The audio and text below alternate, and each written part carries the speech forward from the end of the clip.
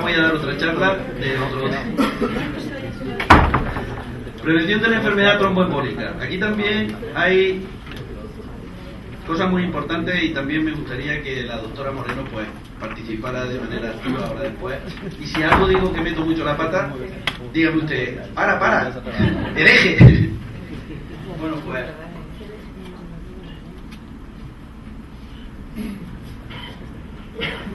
la trombosis venosa profunda de las extremidades inferiores, bueno, es una enfermedad muy frecuente. Es una patología que se presenta bastante más de lo que nosotros sabemos. Está muchas veces mal diagnosticada y otras veces es que ni siquiera está diagnosticada. Se llega a diagnosticar cuando ya ha aparecido el problema más importante, que es el tromboembolismo. Cuando hay un tromboembolismo pulmonar, entonces es cuando se diagnostican muchas de las trombosis venosas profundas. Tan importante es la relación que hay entre trombosis venosa profunda y tromboembolismo, que ya todo el cortejo, ese síndrome, esa enfermedad se llama ya enfermedad tromboembólica, porque se sabe que va muy de la mano una cosa de la otra.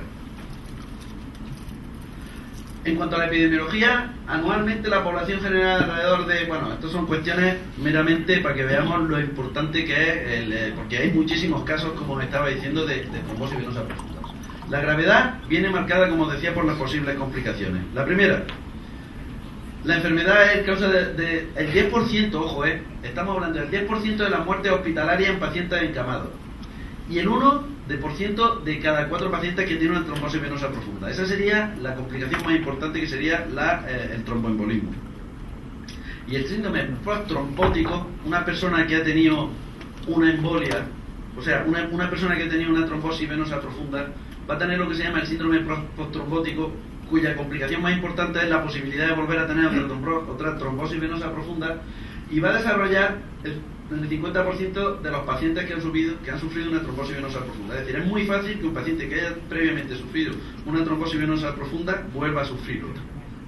Aparte de eso, va a quedar siempre, o en muchas ocasiones, en ese síndrome hay hormigueo, hay parestesia, hay una sensación que el paciente te dice, parece que tengo la pierna como acolchada, y efectivamente tú le tocas y hay una diferencia importante en la textura de una pierna que ha sufrido una trombosis venosa profunda si ha quedado el síndrome postrombótico frente a la otra. Esta es una diapositiva que yo quería comentaros un poco al hilo de lo que antes se ha estado comentando por parte del doctor Dávila también en cuanto al tema de la trombosis venosa, el trombo a nivel venoso y el trombo a nivel arterial. Vosotros sabéis, cuando nosotros queremos tratar o prevenir un trombo a nivel arterial, ¿qué es lo que damos? Antiagregantes plaquetarios, que como ya nos han dicho, son unas sustancias que esto a nivel de la ciclooxigenasa producen una antiagregación irreversible en la plaqueta. Tenemos que esperar en torno a 10 días o incluso más, dependiendo del fármaco que estamos utilizando. ¿Por qué se utilizan los antiagregantes plaquetarios? Porque en la trombosis que aparece a nivel de la arteria hay mucho contenido plaquetal. Sin embargo, en la trombosis venosa no es así. Lo que damos para prevenirla es la heparina de bajo peso molecular. ¿Por qué? Porque ya no hay tanta plaqueta y sí hay mucha fibrina. Dependiendo entonces de cuál sea el mecanismo y la fisiopatología y cuáles sean los productos que en este caso están actuando, pues si utilizaremos un fármaco o si utilizaremos otro. Por eso, fundamentalmente, para hacer una prevención de una trombosis venosa profunda, no utilizamos aspirina infantil. Sin embargo, cuando queremos hacer una prevención de un infarto agudo de miocardio, sí utilizamos aspirina infantil. ¿De acuerdo? Por eso es importante también aquí, bueno, pues ya empezamos a saber por qué en un momento utilizamos una cosa y por qué otro otra. Aparte hay otros muchísimos mecanismos que no vienen al caso ahora, porque podríamos hacer un curso monográfico de eso y no soy yo el profesional más indicado para hacerlo. Podríamos hacer de por qué se produce un trombo y por qué se produce otro trombo a otro nivel. Pero lo que sí os quiero decir es, fundamentalmente, como idea principal, es que tengáis en cuenta esa notable diferencia. ¿Cómo nosotros vamos a llegar a hacer el diagnóstico de la enfermedad tromboembólica, trombosis venosa, postoperatoria? La exploración física, la observación de la tumefacción, aumento de la temperatura, dolor, rubefacción, etcétera, etcétera. Todo lo que produzca un éxtasis, como puede ser en este caso tener el pie neutro y tal, es un motivo más que suficiente para pensar en que el paciente puede llegar a desarrollar esa patología. En la actualidad sabemos que esta descripción se corresponde con la realidad en un número limitado de pacientes, porque hay pacientes que no presentan esta sintomatología y desarrollan luego una trombosis venosa profunda que nosotros nos enteramos porque ha tenido una enfermedad embólica pulmonar. En algunos pacientes el primero y único síntoma, como digo, es la embolia pulmonar. Por esta razón el diagnóstico debe empezar con la sospecha de enfermedad, siempre que exista algún factor de riesgo, como ahora veremos. Y el menor síntoma clínico de una paciente debe a nosotros ponernos un poco también un ojo a visor. Pero tenemos que tener cuidado y no confundir ese dolor que pueda aparecer a ese nivel con cualquier alteración de tipo reumatológico, con cualquier alteración de tipo neurológico, como puede ser una hernia de disco, como puede ser cualquier otra historia. Factores de riesgo más frecuentes son el cáncer, las varices, la obesidad, el infarto de miocardio y el accidente vascular cerebral. Otro hecho que dificulta el diagnóstico, como digo, es que se suele confundir con otras patologías. Entonces también hay que saber hacer un despistaje y un diagnóstico diferencial importante. Los síntomas más frecuentes de la embolia pulmonar, que no en todos los pacientes se presentan todos los síntomas: disnea, dolor torácico y en algunas ocasiones aparece hemoptisis. Cuando un paciente nosotros tengamos encamado y diga que ha tenido un golpe de tos y que ha expulsado al toser algo de sangre, tenemos que tener siempre la mosca detrás de la oreja de que puede tener una enfermedad tromboembólica. Siempre. Cuando un paciente tiene hemoptisis, puede ser por una TBC activa, una tuberculosis pulmonar que esté cavitada, y ahí puede ser por un cáncer de pulmón también, puede ser también por una bronquiolitis o puede ser también por una embolia pulmonar. Todo esto, ahí podemos hacer un diagnóstico diferencial importante. Y muchas veces aparece una disnea que nosotros vamos a confundir con cualquier otra patología que lleve una disnea. Desde un infarto de miocardio podemos confundir, lo que se confunde con mucha frecuencia.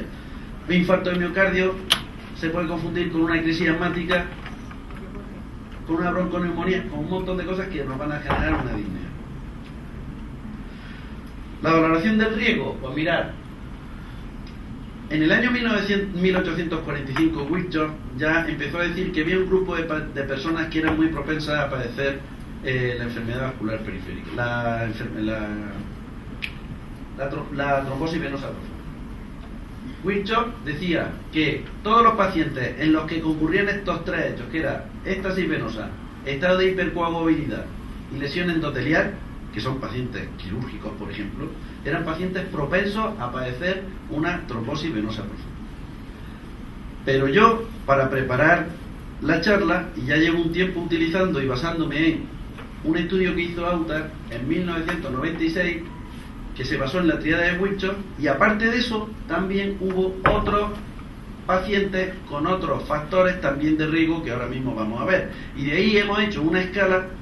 Hemos hecho un grupo de riesgo, hemos hecho una escala, y en función de la puntuación que nos den esa escala, así nosotros vamos a aplicar un tratamiento o vamos a aplicar otro.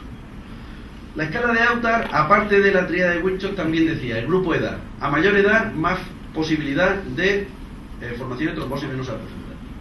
El índice de masa corporal, la obesidad. La obesidad, ¿qué es lo que ocurre? Pues si nosotros tenemos una obesidad central importante, estamos entorpeciendo el retorno sanguíneo venoso, con lo cual es fácil que aparezca un estado de hipercoagulabilidad por ese éxtasis.